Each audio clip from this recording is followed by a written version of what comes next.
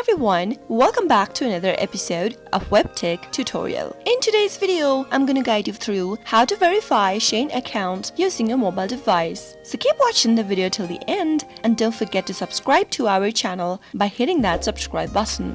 Also, press the notification bell icon so that you'll never miss another upcoming updates from us. When you first open up your Shein account, you'll receive an email from Shein saying that you'll need to verify your account. Scroll all the way down and tap on I'm official and follow the on-screen prompts. Tap on a web browser and the email address that you used while creating an account on Shein will be verified. You can now tap open your application, go to your profile button at the lower right hand corner and you'll be receiving 100 points since you verified your account. Verifying your email account already gives us 100 points in Shein, so that is how you can easily earn points on Shein by verifying your email address. That is how you can quickly verify your Shein account. I hope the tutorial was helpful to you. If it was, go ahead and give us a thumbs up. I'll be back soon with more tutorial videos like this. Thanks for watching.